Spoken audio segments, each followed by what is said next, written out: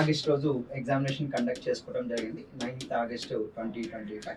So forest beat officer, assistant beat officer, forest section office సంబంధించి general మ్యాథమెటిక్స్లో మనం comprehensive test conduct చేసాం, statistics and plan geometry. So మొత్తం టోటల్గా 50 క్వశ్చన్స్కి examination అయితే మనం పెట్టడం జరిగింది.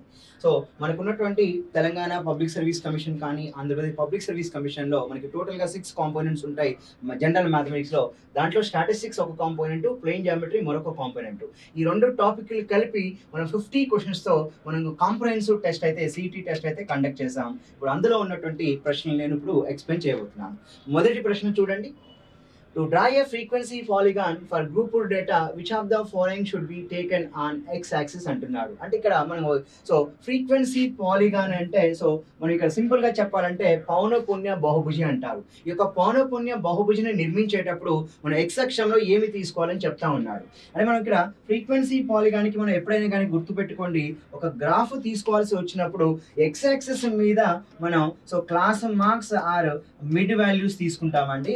మిడ్ వాల్యూస్ అనేది x యాక్సిస్ లో తీసుకుంటాం, వాటి యొక్క కరస్పాండింగ్ ఫ్రీక్వెన్సీస్ అనేవి ఇక్కడ y యాక్సిస్ లో తీసుకుంటాం. ఇక్కడ ప్రశ్న ఏంటంటే మనం ఫ్రీక్వెన్సీ పాలిగాన్ డ్రా చేయాలి అంటే x యాక్సిస్ మీద ఏమి తీసుకోవాలని అడుగుతూ ఉన్నాడు. ఇంకా ఫ్రెండ్స్ మీరు ఖచ్చితంగా the graphical representation of the statistical data దాంట్లో మెయిన్గా ఫ్రీక్వెన్సీ పాలిగాన్, బార్ గ్రాఫ్, పై చార్ట్స్, అదే విధంగా మనం నేర్చుకోవాలంటే హిస్టోగ్రామ్స్ అని చెప్తూ ఉంటాం, ఒగేవ్ కర్వ్స్ అని చెప్తా ఉంటాం. వీటిలో x యాక్సిస్ మీద ఏం తీసుకోవాలి, y యాక్సిస్ మీద ఏం తీసుకోవాలి మీరు గుర్తుంచుకోగలిగితే ఇలాంటి ప్రశ్న అడిగినప్పుడు ఈ యొక్క స్టాటిస్టిక్స్లో గ్రాఫికల్ రిప్రజెంటేషన్ అనేది చాలా ఈజీ అవుతుంది. మనం ఇప్పుడు రేఖాచిత్రాలను మనం ఎప్పుడు కూడా గుర్తుపెట్టుకోండి. రేఖాచిత్రాల్లో ముఖ్యమైనది ఏంటంటే ఫ్రీక్వెన్సీ పాలిగాన్, ఓకేనా. ఫ్రీక్వెన్సీ పాలిగాన్ రేఖాచిత్రం అంటాము. గ్రాఫికల్ రిప్రజెంటేషన్ అండి ఇందులో. ఈ యొక్క గ్రాఫికల్ రిప్రజెంటేషన్ లో మనం ఇక్కడ ఒకటి ఇంపార్టెంట్ ఫ్రీక్వెన్సీ పాలిగాన్ అని చెప్తా ఉంటాం. నెక్స్ట్ వన్ వచ్చి హిస్టోగ్రామ్ అంటాం.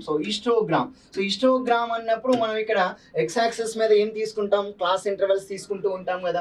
అదే విధంగా మనకి ఇంకా ఏం చెప్తారు, బార్ గ్రాఫ్స్ అని మాట్లాడుతూ ఉంటారు. బార్ గ్రాఫ్ ఈ యొక్క స్టాటిస్టిక్స్ లో గ్రాఫ్ అంటే గ్రాఫ్స్ మీద అండి, graphical representation of the statistical డేటాలో frequency polygon, histogram, bar graph. Next one వచ్చేసరికి పై చార్ట్స్ అని చెప్తా ఉంటాం, పై చార్ట్స్. నెక్స్ట్ మనకి వచ్చేసరికి less than cumulative frequencies curves అంటాం అండి, less than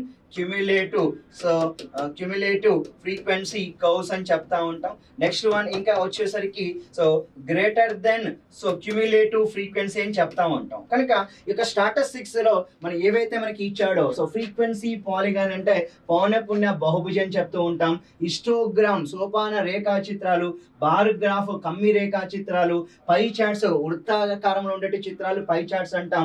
less than cumulative frequency అంటే ఇక్కడ మనం ఆరోహణ సంచిత పౌనఃపున్య కరువు వక్రాలని చెప్తూ ఉంటాం, అవరోహణ పౌనఃపున్య సంచిత పౌనఃపున్య వక్రాలని చెప్తాం. వీటిని మనం కలిపి ఒగేవ్ కర్వ్స్ అని కూడా మనం మాట్లాడుతూ ఉంటామండి, ఒగేవ్ కర్వ్స్ అని చెప్తూ ఉంటాం. కాబట్టి ఇక ఒగేవ్ కర్వ్స్ లో కూడా x యాక్సిస్ మీద ఏం తీసుకోవాలి, y యాక్సిస్ మీద ఏం తీసుకోవాలి. నెక్స్ట్ వన్ పై చార్ట్స్ అనగానే ఏ విధంగా మనం నిర్మిస్తాం, బార్ గ్రాఫ్ లో x యాక్సిస్ మీద y యాక్సిస్ మీద ఏం తీసుకోవాలి, హిస్టోగ్రామ్ లో x అక్షం మీద y అక్షం మీద ఎలా తీసుకోవాలి, ఫ్రీక్వెన్సీ పాలిగాన్ లో x axis and y axis మీద ఏం తీసుకోవాలి. ఇప్పుడు ఈ యొక్క ప్రశ్న ఫ్రీక్వెన్సీ పాలిగాన్ లో x యాక్సిస్ మీద ఏం తీసుకుంటాం అంటే క్లాస్ మార్క్స్ అంటాం, దాన్నే mid values of the classes అంటాం. సింపుల్ గా చెప్పాలంటే క్లాస్ మిడ్ వాల్యూస్ అండి. Option 4 is the correct answer.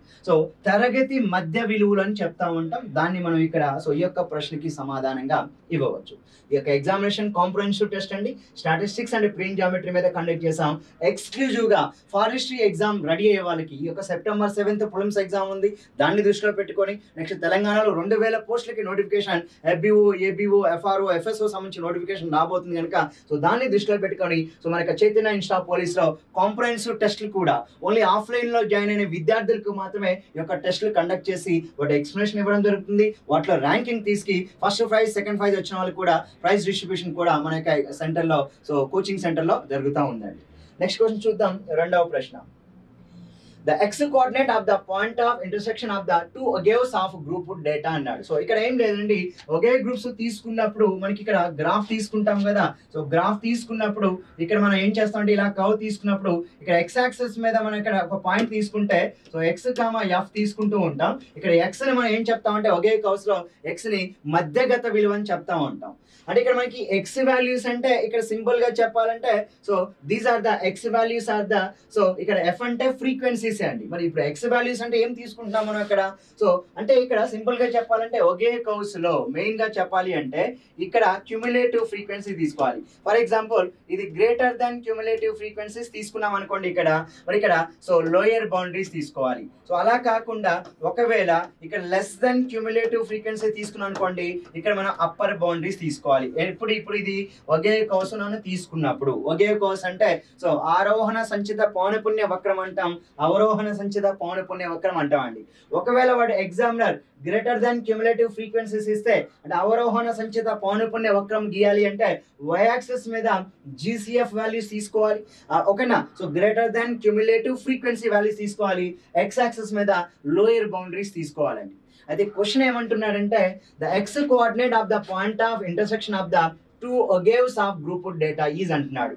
అంటే ఇక్కడ మనకి two ogives of the group data ఇచ్చినప్పుడు అక్కడ ఏదైతే మనకి పాయింట్ ఇంటర్సెక్షన్ పాయింట్ ఉంటుందో దాన్ని ఒక ఆర్డర్ ప్రైడ్ క్రమయుగ్మంగా తీసుకున్నప్పుడు ఇక్కడ ఎక్స్ వాల్యూ ఏమని చెప్తామంటే సింపుల్ గా చెప్పాలంటే ఇక్కడ ఎక్స్ వాల్యూని మనం so median of the given data అంటాం. మీడియన్ వాల్యూగా ఇక్కడ తీసుకోవాలి, అది చెప్తున్నాడు.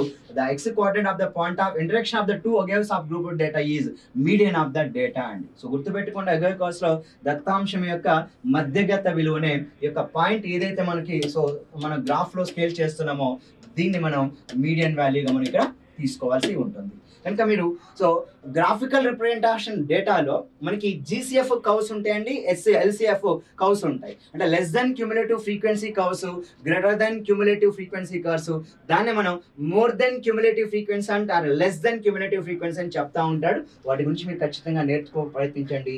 ఒకే కర్వ్స్ లో ఎక్స్ వాల్యూ అనేది మీడియన్ ఆఫ్ ద డేటా అండి.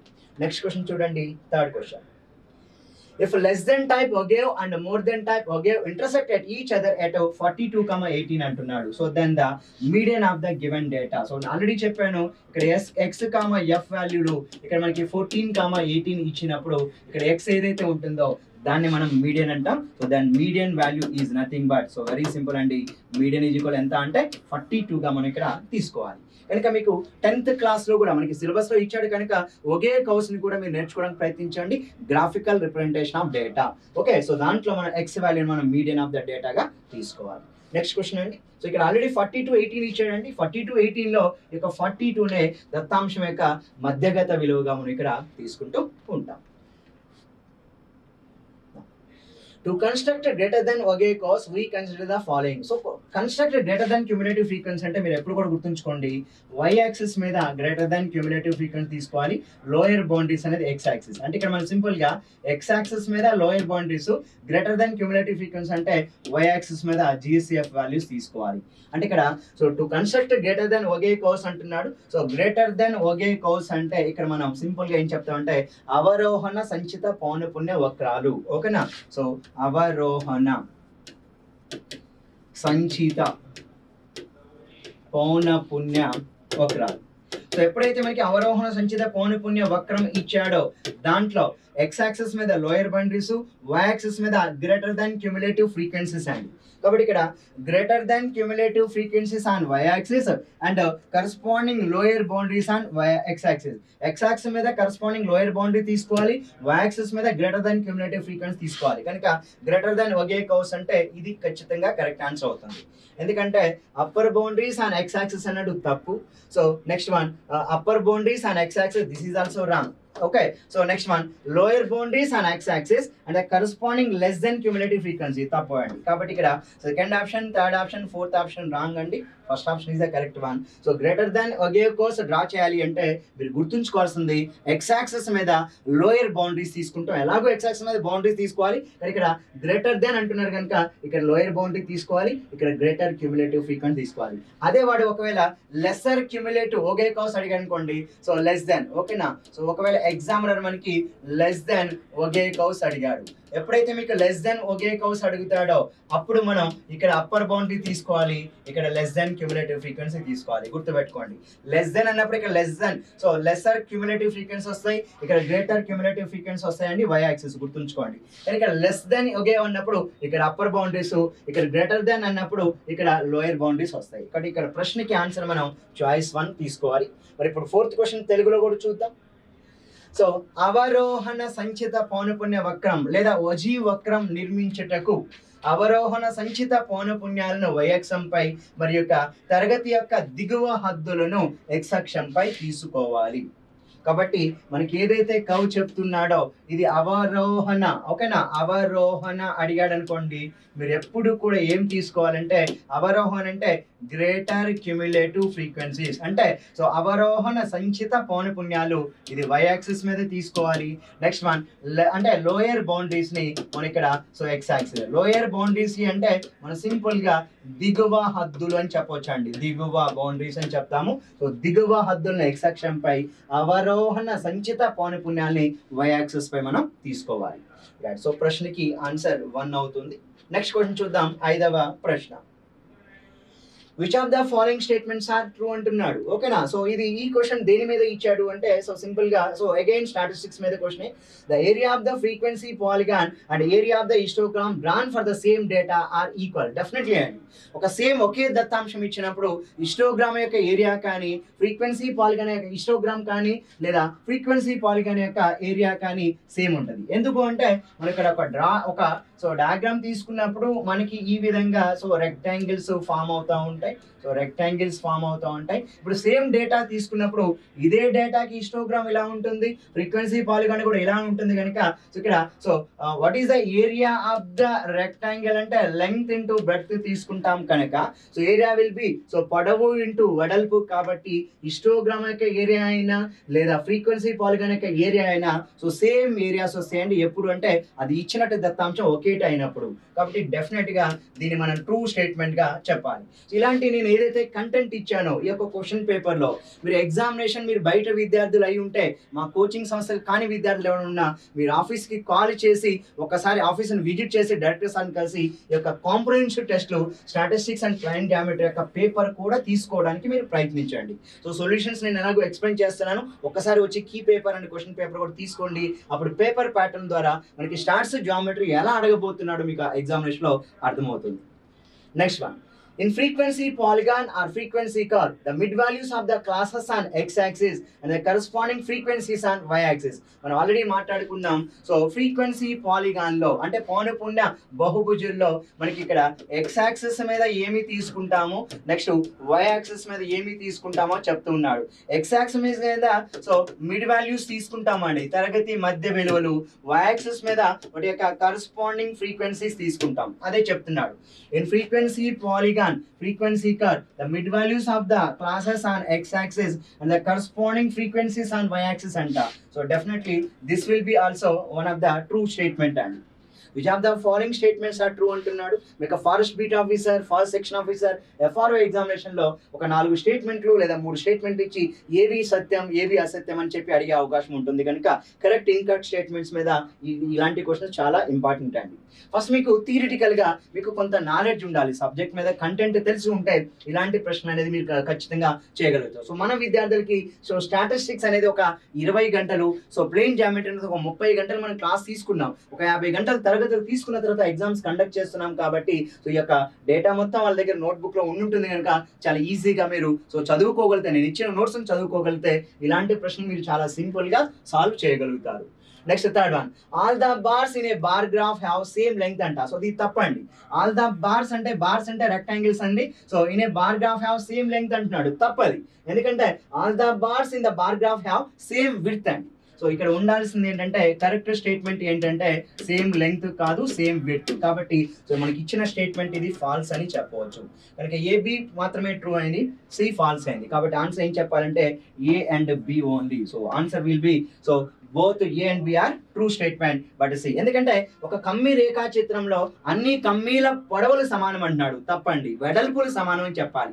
All bars in the bar graph are equal width అంటాం, ఈక్వల్ లెంగ్త్ అని చెప్పకూడదు. కనుక సేమ్ విడ్త్ అని చెప్పాలి, వాడు సేమ్ లెంగ్త్ అని. ఒక చిన్న పాయింట్ దగ్గరే కరెక్ట్ ఇన్కరెక్ట్ స్టేట్మెంట్స్ మిస్టేక్ చేయొచ్చు అండి ఇక్కడ. మనకు కూడా ఏమనిపిస్తుంది అంటే బార్ గ్రాఫ్ లో అన్ని బార్స్ సేమ్ లెంగ్త్ ఏమో అనిపిస్తుంది, కానీ మీరు కరెక్ట్ గా చదవగలిగితే ఇక థియరిటికల్ పాయింట్ ఏంటంటే all bar graphs have same width. ఓకేనా, సేమ్ విడ్త్ అని చెప్పాలండి. కాబట్టి answer will be A and B. అంతేగా ఒక దత్తాంశంకు నిర్మించిన సోపాన రేఖాచిత్ర వైశాల్యం పౌనపున్య బహుభుజుల వైశాల్యాలు ఎప్పుడు కూడా సమానం. ఓకే, ఫ్రీక్వెన్సీ పాలిగాన్ ఆర్ లేకపోతే హిస్టోగ్రామ్. ఓకే, ఇక్కడ చెప్తున్నాడు ఫ్రీక్వెన్సీ పాలిగాన్ హిస్టోగ్రామ్. హిస్టోగ్రామ్ అంటే మన సోపాన రేఖాచిత్ర వైశాల్యం, ఫ్రీక్వెన్సీ పాలిగాన్ అంటే పౌనపున్య బహుభుజి వైశాల్యాలు ఎప్పుడు కూడా ఒకే దత్తాంశానికి సమానం. అందువల్ల ఇది ట్రూ స్టేట్మెంట్ గా చెప్తా ఉన్నాం. పౌనపున్య బహుభుజి వక్రం నందు x అక్షంపై తరగతి మధ్య విలువలు, y అక్షంపై వాటి యొక్క పౌనపున్యాలు తీసుకుంటాం. ఇది కూడా మనకి ట్రూగా తెలుస్తుంది. కాబట్టి ఇక్కడ కమ్మీల పొడవులు సమానం అంటున్నాడు, ఇది తప్పండి. ఎందుకంటే ఒరిజినల్గా చెప్పాలంటే వెడల్పులు సమానం. కాబట్టి ఇది ఇన్కరెక్ట్ స్టేట్మెంట్ గా రాసుకోవాలి. ఇన్కరెక్ట్ స్టేట్మెంట్ ఏంటో తెలియాలి, దానికి కరెక్ట్ స్టేట్మెంట్ ఏంటో కూడా మీరు నోట్బుక్ లో పాయింట్ రాసుకోవడానికి ప్రయత్నించండి. All bars in the bar graph have same width అని చెప్పాలండి. ట్రూ స్టేట్మెంట్ కూడా మీరు రాసుకోవడానికి ప్రయత్నించండి. నెక్స్ట్ క్వశ్చన్ వెళ్దాం. 6వ ప్రశ్న. Mode of the grouped data can be calculated by using the formula mode is equal L plus F1 minus F0 by 2 F1 minus F0 minus F2 into H, where F1 represent. Very simple అండి. Mode యొక్క formula ఇచ్చాడు. Mode యొక్క ఫార్ములాలో మనం ఇక్కడ mode అనగానే మనకి ఇక్కడ ఇచ్చినటువంటి కంటిన్యూస్ డేటాలో ఇక్కడ క్లాస్ ఇంటర్వెల్స్ ఇస్తాడు, ఇక్కడ ఫ్రీక్వెన్సీ వాల్యూస్ ఇస్తాడు. ఓకేనా, ఇక్కడ మనం ఫర్ ఎగ్జాంపుల్ ఇది 0 to 10 తీసుకుందాం, 10 to 20 తీసుకుందాం, 20 to 30 తీసుకుందాం, 30 to 40 అండ్ 40 to 50 ఇలా తీసుకుందాం అండి. ఇందులో ఇది మనం F1 గా తీసుకుందాం, ఇది F0 గా తీసుకుంటాం, ఇది F2 గా తీసుకుంటాం. ఇందులో ఎప్పుడు కూడా గుర్తుంచుకోండి, finding the mode for the given continuous data అన్నప్పుడు the maximum frequency value will be F1. The maximum frequency value will be F1 కాబట్టి దీన్ని మనం మోడల్ క్లాస్ అని చెప్తామండి. కాబట్టి ఇక్కడ అడుగుతున్నది ఏంటంటే F1 వాల్యూ ఏమవుతుందో చెప్పమన్నాడు. F1 అంటే the frequency of the modal class. ఓకేనా, బాహుళక తరగతి యొక్క పౌనపున్యం అండి, దాన్ని మనం ఇక్కడ F1 గా తీసుకోవాలి. మరి F0 ఏమవుతుందంటే బాహుళక తరగతి ముందు తరగతి యొక్క పౌనపున్యం. కాబట్టి ఇక్కడ అడుగుతుందో frequency of the class preceding the modal class అండి, ఇది F0 అవుతుందండి, ఇది F1 అవుతుంది. Next one frequency of the class succeeding the modal class అంటే ఇది F2 అవుతుంది. కాబట్టి ఇక్కడ F0, F1, F2 ఇచ్చాడు. మనకి అడుగుతుంది ఇచ్చినటువంటి ఫార్ములాలో ఈ యొక్క F1 అనేది ఏమవుతుందో చెప్పమన్నాడు. F1 మ్యాక్సిమం ఫ్రీక్వెన్సీ, అది ఎక్కడ వస్తుందంటే frequency of the modal class గా తీసుకోవాలి. అంటే బాహుళక తరగతి యొక్క పౌనపున్యం. అది F0 అంటే బాహుళక తరగతికి ముందు తరగతి యొక్క పౌనపున్యం. మరి F2 అంటే బాహుళక తరగతి తర్వాత తరగతి యొక్క పౌనపున్యం. కాబట్టి ఇక్కడ మనకి frequency of the class succeeding the modal class అంటే F2 గా తీసుకోవాలి. Frequency of the class preceding the modal class అంటే F0 తీసుకోవాలి. Frequency of the modal class అంటే F1 గా తీసుకోవాలి. Then your answer will be బాహుళక తరగతి పౌనపున్యం అండి, frequency of the modal class. కాబట్టి మీరు ఖచ్చితంగా నోట్స్ చూడటానికి ప్రయత్నించండి. దాని ద్వారా మీకు ఈ యొక్క డేటా మొత్తం కూడా ఇచ్చి ఉన్నాను కనుక ఒక 20+ అవర్స్ మీకు స్టాటిస్టిక్స్ మీద క్లాసెస్ తీసుకున్నా, జామెట్రీ మీద ఒక 30 అవర్స్ తీసుకున్నాను కనుక ఈ యొక్క 50 అవర్స్ లో జరిగిన క్లాస్ రూమ్ నోట్స్ మీరు జాగ్రత్తగా ఫాలో అవ్వగలిగితే ఈ యొక్క కాంప్రహెన్సివ్ టెస్ట్ ని మీరు రాయగలిగితే, ఇది కాంప్రహెన్సివ్ టెస్ట్ 1 అండి. మరలా మనకి శుక్రవారం రోజు కాంప్రహెన్సివ్ టెస్ట్ 2 కూడా పెడుతున్నాం. అందులో మనం అర్థమెటిక్, స్టాటిస్టిక్స్, ప్లేన్ జామెట్రీ కలిపి మనం ప్రశ్నలు అనేది ఇవ్వడం జరుగుతుంది. దాన్ని కూడా ఎక్స్ప్లెయిన్ చేస్తాను మీకు. నెక్స్ట్ వన్ చూడండి, 7వ ప్రశ్న. If the median of the data x minus 1, x plus 1, x minus 2, x plus 2, x plus is 16, where x belongs to n, then అన్నాడు. అయితే దత్తాంశం యొక్క మధ్యగతం 16 అయితే x విలువ ఎంత అంటున్నాడు. x యొక్క విలువ ఎంత అంట. ఓకేనా, దెన్ x ఈజ్. ఓకేనా, చూద్దామండి. ఇప్పుడు ఇచ్చినవి n అని x బిలాంగ్స్ టు n అంటే ఒక సహజ సంఖ్య అని చెప్తూ ఉన్నాడు కాబట్టి ఇక్కడ వీటిని ఒక ఆర్డర్ రాయాలి. ఎప్పుడు కూడా మీరు మీడియన్ కనుక్కోవాలంటే ఇచ్చినటువంటి అబ్జర్వేషన్స్ ఏం చేయాలి, ఒక ఆర్డర్లో రాసుకోండి. సో ఆర్డర్ అంటే ఇంక్రీజింగ్ ఆర్డర్ రాద్దాం. So what is the lowest value? So definitely x - 1, x - 2, x + 2, x + 3 and x + 1 అంటున్నాడు కాబట్టి so let us assume so మనం x వాల్యూ సమ్ వాల్యూగా తీసుకుందామండి. x వాల్యూ వీటిలో ఏదో ఒక వాల్యూగా తీసుకుంటే అప్పుడు మనకి ఇక్కడ వచ్చే వాల్యూస్ లో మనకి ఇక్కడ చూడండి సో లెసర్ వాల్యూ x - 2, తర్వాత x - 1, తర్వాత x + 1, తర్వాత x + 2 అండ్ తర్వాత x + 3. వీటి యొక్క మీడియన్ వాల్యూ ఎంత అంటున్నాడంటే 16. ఇది ఆర్డర్ అండి, ఇంక్రీజింగ్ ఆర్డర్లో నేను రాశాను. అయితే ఇక్కడ మనం ఇంక్రీజింగ్ ఆర్డర్ రాసినప్పుడు ఒక్కసారి మీరు జాగ్రత్తగా చూడగలిగితే సో ఇంక్రీజింగ్ ఆర్డర్ రాశాడు కదా, వీటి యొక్క మీడియన్ వాల్యూ 16 అంటే if the given observations are so odd number of observation then so the middle most observation is the median value. కనుక ఇక్కడ x + 1 = 16 కాబట్టి ఇక్కడ మీడియన్ వాల్యూ ఏమవుతుందంటే x + 1 అవుద్ది. x + 1 = 16 అండి. అప్పుడు మనకి x ఎంత అవుద్దంటే 15 అవుద్ది. కాబట్టి ఇచ్చినటువంటి ప్రశ్నలో ఫస్ట్ మనం ఆర్డర్ రాయాలి, ఒక ascending order descending order the middle most observation. ఎందుకంటే there are 5 observation means the middle most observation is the third observation. The third observation will be your so correct answer. అంటే ఎప్పుడు కూడా గుర్తుంచుకోండి median లో ఇఫ్ n is odd అండి, n is odd అంటే number of observations odd then so your answer will be n + 1/2th observation. n + 1/2th observation is median value. n + 2th observation value is median value. కనుక ఇక్కడ మొత్తం 5 observations ఇచ్చాడు. 5 + 1 6/2 అంటే third observation. What is the third observation? x + 1. So x + 1 median value అయినప్పుడు x + 1 = ఎంత ఇచ్చాడు? 16 ఇచ్చాడు. Then how much is the x value sir? 15 is the x value. కాబట్టి ఈ యొక్క ప్రశ్నకి మనం సింపుల్ గా 15 అనేది సమాధానంగా ఇక్కడ ఇవ్వవచ్చు. సో మీరు ఖచ్చితంగా క్వశ్చన్ పేపర్ కలెక్ట్ చేసుకోండి. మీరు ఎగ్జామ్ రాయకపోయినా ఎగ్జామినేషన్ యొక్క ప్రశ్నపత్రం ఏంటి, కీ ఏంటో తీసుకోండి. అడ్మిన్ టీమ్ ఇస్తారు మీకు. సో డైరెక్టర్ సార్కి ఇక్కడ స్క్రోల్ అవుతున్న నెంబర్కి కాల్ చేయండి. వచ్చి ఎగ్జామ్ పేపర్ కీ తీసుకొని ఈ యొక్క వీడియోస్ చూడటం ద్వారా మీకు స్టాటిస్టిక్స్ అండ్ ప్లేన్ జామెట్రీలో ఇక్కడ కాంపోనెన్షియల్ టెస్ట్ 1 పెడుతున్నాం. కనుక ఒక 5-6 టెస్ట్ ఓన్లీ కాంపోనెన్షియల్ టెస్ట్లో మీకు కండక్ట్ చేస్తాం కనుక ఈ యొక్క ఆగస్ట్ మంత్లో మీరు జాగ్రత్తగా మీరు నేర్చుకోవడానికి ప్రయత్నించండి. Next one. The mean and median of a data are 25 and 19 respectively, then find its mode value. ఓకేనా? ఇక్కడ మనకి సో ఇది మీన్ వాల్యూగా చెప్తూ ఉన్నాడు, ఇది ఇక్కడ మనకి మీడియన్ వాల్యూగా ఇచ్చాడండి. మోడ్ వాల్యూ అడుగుతున్నాడు. So there is a relation between mean, median, mode అండి. ఒక దత్తాంశం ఇచ్చినప్పుడు మనకి సో అది మోడరేట్ సిమెట్రిక్ డిస్ట్రిబ్యూషన్ అయినప్పుడు ఓకేనా, సో దానికి మనం so mode is equal 3 into median minus 2 mean అండి. So this will be your empirical relation between mean, median, mode. కనుక మీన్, మీడియన్, మోడ్ మీద ఉన్నటువంటి సో అనుభావిక సంబంధం అని చెప్తూ ఉంటాం. దాంట్లో మనకి మీడియన్ వాల్యూ 19 ఇచ్చాడు. So 3 into 19 minus mean value 25 ఇచ్చారు. కనుక 3 into 19 57, 2 into 25 50 అండి. So your answer will B mode is equal ఎంత అంటే so 7 is the correct answer. కనుక ఇక్కడ ఎంపెరికల్ రిలేషన్ 2 రకాలు ఉంటాయి. ఒకటి సిమెట్రిక్ డిస్ట్రిబ్యూషన్ కి, లేదంటే మోడరేట్ సిమెట్రిక్ డిస్ట్రిబ్యూషన్ అండి. ఓకే, కొంచెం జాగ్రత్తగా మీరు చేయడానికి మీరు ఇక్కడ ప్రయత్నించండి. ఓకేనా? రైట్.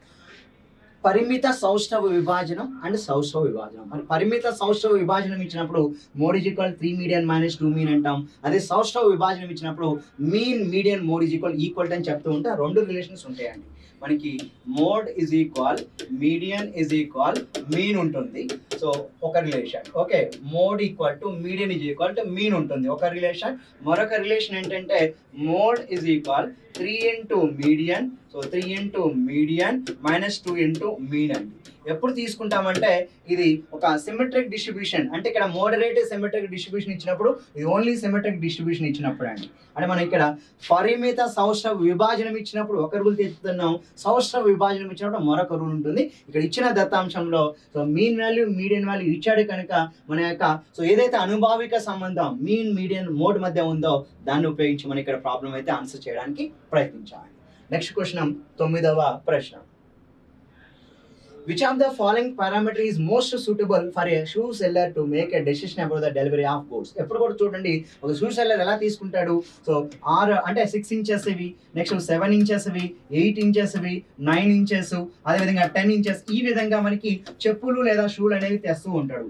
ఎలా తెస్తాడు? సో 10 అడుగు అంటే 10 అడుగు ఉన్నటువంటి పాదరక్షకులు ఎన్ని తెస్తాడు? సో 100 తెచ్చుకోవచ్చు. కాబట్టి ఇక్కడ ఎప్పుడు కూడా ఒక పాదరక్షకుల విక్రేత వస్తువుల డెలివరీ గురించి నిర్ణయం తీసుకోవడానికి క్రింది పారామితుల అత్యంత అనుకూల కొలత ఏది అన్నాడు. ఎప్పుడు కూడా గుర్తుంచుకోండి, మోడ్ అండి. ఎందుకు అంటే ఇప్పుడు నా యొక్క చెప్పు 7 అడుగులండి, ఓకేనా. సో 7 ఇంచెస్, 7 ఇంచెస్ అంటే చెప్పు అనేది మనం ఫీట్ అనేది 7 ఇంచెస్ ఉన్నప్పుడు ఆ 7 ఇంచెస్ నా చాపత్రం ఏం చేస్తారు, ఒకటే తేడండి పేర్. అలాంటి పేర్స్ ఎన్ని తెస్తారంటే 7 అనేవి ఒక 90 పేర్స్ తెచ్చాడు అనుకుందాం.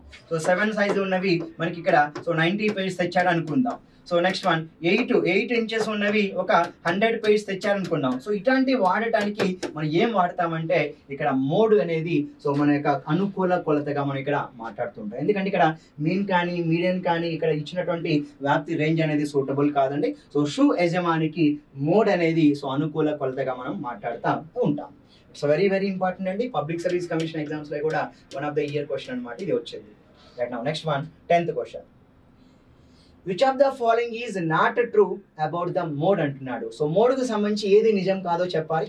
So the mode is the most frequent observation of the given data. So డెఫినెట్గా మనం ఏ అబ్జర్వేషన్ అయితే ఎక్కువ సార్లు పునరావృతం అవుతుందో the observation which occur most frequently is the mode. కాబట్టి సో డెఫినెట్గా ఫస్ట్ వన్ మనం ఏం చెప్పొచ్చు అంటే ట్రూ స్టేట్మెంట్గా మాట్లాడవచ్చు. It is easy to analyse both numerical data and verbal data. So definitely this is also true అండి. కాబట్టి మీరు ఎప్పుడు కూడా గుర్తుంచుకోండి, మోడ్ యొక్క క్యారెక్టరిస్టిక్స్ ఇక్కడ నేను రాశాను. ఒక 3 ఉంటాయి, వాటిని మీరు గుర్తుంచుకోవడానికి ప్రయత్నించండి. ఒక 3-4 ఉంటాయి, అవే ఇవి. So it is easy to analyse both numerical data and verbal data. So verbal data అంటే సో ఆ వర్బల్ డేటాని కనుక్కోవడానికి, న్యూమరికల్ డేటాని కనుక్కోవడానికి మనం మోడ్ అనేదాన్ని ఉపయోగిస్తామని చెప్తా ఉన్నది కరెక్టే. Analyse now there may be so these may be there may be 2 or 3 or many modes for the same data. ఒక దత్తాంశం ఉంటే దానికి 2 బాహుళిక విలువలు ఉండొచ్చు, 3 బాహుళిక విలువలు ఉండొచ్చు, అంతకంటే ఎక్కువ కూడా ఉండే అవకాశం ఉంది. కాబట్టి సో మోడ్ యొక్క క్యారెక్టరిస్టిక్స్ లో there may be 2 or 3 or many modes for the same data. So this is also true statement. కనుక మీరు మోడ్ యొక్క క్యారెక్టరిస్టిక్స్ రాసుకోండి వరుసగా. ఒక 3 ట్రూ అయినాయి, అవి true. Next one mode value depends on number of observation. False అండి. ఎందుకంటే mode value is not depend on so number of observation. ఎందుకంటే రాసుల సంఖ్యను బట్టి మోడ్ అనేది మనం చెప్పమండి. ఎప్పుడు కూడా గుర్తుంచుకోండి, ఇక్కడ mode value depends on number of observations అన్నారు. This will be the false statement. అందువల్ల ఏవి ట్రూ ఏవి ఫాల్స్. ఫాల్స్ అయిందంటే దానికి ట్రూ ఏంటో కూడా తెలుసుకోవాలి. So mode value is not depend on number of observation. ఇవన్నీ కూడా మోడ్ యొక్క క్యారెక్టరిస్టిక్స్ అండి. ఒక దగ్గర రాసుకోవడానికి ప్రయత్నించండి. ఇది ఫాల్స్ అంటే నాట్ డిపెండ్స్ ఆన్ రాసుకోండి. అప్పుడు మీకు ఎగ్జామినేషన్లో ప్రశ్న వచ్చిన దీని మీద ఈజీగా సాల్వ్ చేయగలుగుతారు. దానికి ఇక్కడ ఏబిసి ట్రూ అవుతున్నాయి. సో డి అనేది ఫాల్స్ అవుతుంది. మరి క్వశ్చన్ ఏమంటున్నాడు, which of the following statements are true అంటున్నాడు కనుక ABC only. So which of the following is not true అండి. సో నాట్ ట్రూ అంటున్నాడు కనుక 4th one not true. So answer will be D is the correct answer. Not true అంటున్నాడు, so D is the right answer అండి. ఎందుకంటే అది falls గా చెప్తున్నాం, సరైనది కాదని చెప్తా ఉన్నాం. ఒకసారి తెలుగులో కూడా ఇక్కడ క్వశ్చన్ చూడండి. 10th question. బాహుళకంకు సంబంధించి క్రింది వానిలో సరికాని అంశం ఏది? ఒక దత్తాంశంలో ఎక్కువ సార్లు పునరావృతమగు రాశిని బాహుళకం అంటారు. ఎస్, ఇది సత్యం అండి. ఇది డెఫినెట్ గా కరెక్ట్ ఆన్సర్ గా చెప్పవచ్చు. సంఖ్యాత్మక దత్తాంశాలు, వివరణాత్మక దత్తాంశం రెండింటిని విశ్లేషణ చేయట్లో బాహుళకం ఉపయోగిస్తాం. ఎస్, ఇది కూడా ట్రూగా మనం ఇక్కడ మాట్లాడవచ్చు. కొన్ని దత్తాంశానికి 2 లేదా 3 లేదా 4, 5, 6 బాహుళకాలు కూడా ఉండొచ్చు అండి. సో ఇది కూడా సత్యమే. ఎందుకంటే ద సేమ్ డేటాకి సో ఒకే ఒకటి ఉంటే దాన్ని ఇనీ మోడల్ అంటాం. సో 2 బాహుళకాలు ఉంటే దాన్ని బై మోడల్ అంటాం. 3 బాహుళకాలు ఉంటే దాన్ని ట్రై మోడల్ అంటాం. కాబట్టి క్యూబిక్ మోడల్ ఈ విధంగా మాట్లాడుతూ ఉంటాం. కాబట్టి సో ఫ్రెండ్స్ మీరు గుర్తుంచుకోండి, ఒక దత్తాంశంకి బాహుళకాలు 2 ఉండొచ్చు, 3 ఉండొచ్చు, అంతకంటే ఎక్కువ కూడా ఉండొచ్చు. కాబట్టి అది కూడా ట్రూ అని చెప్పొచ్చు. దత్తాంశంలోని రాసుల సంఖ్యపై బాహుళకం ఆధారపడదు. దట్ ఈస్ కరెక్ట్ అండి. కానీ ఇక్కడ ఆధారపడును అంటున్నాడు, కాబట్టి ఇది ఫాల్స్ గా చెప్పాలి. So which of the following is incorrect అండి. సరి కాని అంశం ఏది అన్నాడు. కాబట్టి ఇక్కడ మనం డి అనేది సరి కాని అంశంగా తీసుకొని ఈ యొక్క ప్రశ్నకి మనం ఏం చెప్పొచ్చు అంటే సెకండ్ ఆప్షన్ అనేది సరైన సమాధానంగా ఇక్కడ మనం ఇవ్వవచ్చు. సో ఇది మనం ఇక్కడ మొదటగా సో 10 ప్రశ్నలు మనం ఎక్స్ప్లెయిన్ చేయడం అయితే ఇక్కడ జరిగింది. కొంచెం మీరు జాగ్రత్తగా వీటిని ఫాలో అయ్యి సో స్టాటిస్టిక్స్లో మెయిన్గా నేను చెప్పేది అంటే నేను 20 hours క్లాస్ చెప్పాను. సో క్లాస్ రూమ్ నోట్స్ ఇచ్చాను. సో మన యొక్క so Chaitanya staff police Dilsukh నగర్లో జాయిన్ అయిన విద్యార్థికి మీరు ఫారెస్ట్ బీట్ ఆఫీసర్ కానీ, ఫారెస్ట్ సెక్షన్ ఆఫీసర్ కానీ, ఫారెస్ట్ రేంజ్ ఆఫీసర్ ఇలాంటి ఎగ్జామ్స్కి ప్రిపేర్ అయ్యే విద్యార్థులు చాలా బెనిఫిట్ అవుతారు. ఎందుకంటే సిలబస్ని పూర్తి చేయడమే కాదు, దాంట్లో దాని కాంపోనెంట్స్ టెస్ట్లు, గ్రాండ్ టెస్ట్లు కూడా కండక్ట్ చేస్తున్నాం. కాబట్టి సో విద్యార్థులు తీసుకెళ్ళి సో ఎగ్జామ్కి చాలా దగ్గరగా తీసుకువెళ్ళబోతున్నాం. సో ఎప్పుడైతే మనకి సో తెలంగాణ నుంచి ఫారెస్ట్ బీట్ ఆఫీసర్ కానీ forest section officer FRO batches start అవుతాయో సెపరేట్ బ్యాచెస్ అనేది FBO FRO FSO ఉంటాయి కనుక చైతన్య ఇన్స్టిట్యూట్ పోలీస్ని సంప్రదించి మీరు అడ్మిషన్ తీసుకొని క్లాసెస్ అనేది ప్రారంభించుకోవడానికి ప్రయత్నించండి. మరి SI అండ్ PCకి సంబంధించి రీజనింగ్ అండ్ అర్థమెటిక్ పార్ట్ ఉంటుంది. సో దానికి సెపరేట్గా బ్యాచెస్ అనేది ఉంటుంది కనుక వాటికి కూడా మీరు అడ్మిషన్ తీసుకొని మనది బస్ స్టాండ్కి చాలా దగ్గరలో ఉంటుందండి. మీరు వెంటనే అడ్మిషన్ తీసుకోండి. ప్రతి సోమవారం కూడా మేము నూతన బ్యాచ్ ప్రారంభిస్తున్నాం కనుక ఓకే మీరు అడ్మిషన్ తీసుకొని క్లాసెస్ కంటిన్యూ చేసుకోండి. ఎగ్జామ్స్కి దగ్గరగా తీసుకెళ్ళి మీతో జాబ్ కొట్టించడమే మెయిన్ ఎయిమ్గా sub inspector of police so లేదు అంటే police constable forest beat officer so staff selection commission ఇటువంటి ఎగ్జామ్స్కి కామన్ ఎగ్జామ్స్కి సో మేము సిలబస్ అనేది పూర్తిగా తరువుగా చెప్పి దాని మీద కాంప్రహెన్సివ్ టెస్ట్లు అనేది కండక్ట్ చేస్తున్నాం. వీకెండ్ టెస్ట్ 150 మార్కులతో ఎవ్రీ సాటర్డే ఈవినింగ్ టైంలో కండక్ట్ చేస్తున్నాం. సో సండే ఎగ్జామ్స్ ఎలా ఉంటాయి అంటే అవి మనకి నోటిఫికేషన్ పడిన తర్వాత SIకి సంబంధించి prelims and mains exam, constable సంబంధించి prelims and mains exam, FBO సంబంధించి prelims and mains exam, next Telangana వాళ్ళకైతే సో పేపర్ 1 పేపర్ 2 లాగా ఉంటుంది FBO. అలా మీకు సండేస్ ఎగ్జామ్స్ అనేది కండక్ట్ చేయడం జరుగుతుంది. సో కనుక వెంటనే మీరు అడ్మిషన్ తీసుకోండి. Chaitanya institute police Dilsukhnagar bus stand దగ్గరే ఉంటుంది. మరిన్ని వివరాల కోసం స్క్రోల్ అవుతున్న యొక్క నెంబర్కి కాంటాక్ట్ అవ్వండి. తప్పకుండా మనం మళ్ళా తరగతిలో కలుసుకోవడానికి ప్రయత్నిద్దాం. సో ఇప్పుడు నేను ఇక్కడ సో 1వ ప్రశ్న నుంచి నేను 10వ ప్రశ్న వరకు నేను ఇక్కడ ఈ యొక్క వీడియో ద్వారా మీకు ఎక్స్ప్లెయిన్ చేశాను. సో ఆ వీడియో వాచ్ చేయండి. సో మొత్తం 50 క్వశ్చన్లు ఉంటాయండి. 50 క్వశ్చన్లు కూడా మీకు 5 వీడియోల ద్వారా చేసి నేను ఎక్స్ప్లెయిన్ చేయడానికి అయితే నేను ప్రయత్నిస్తాను. థ్యాంక్ యూ వెరీ మచ్ అండి. ధన్యవాదాలు. Thank you.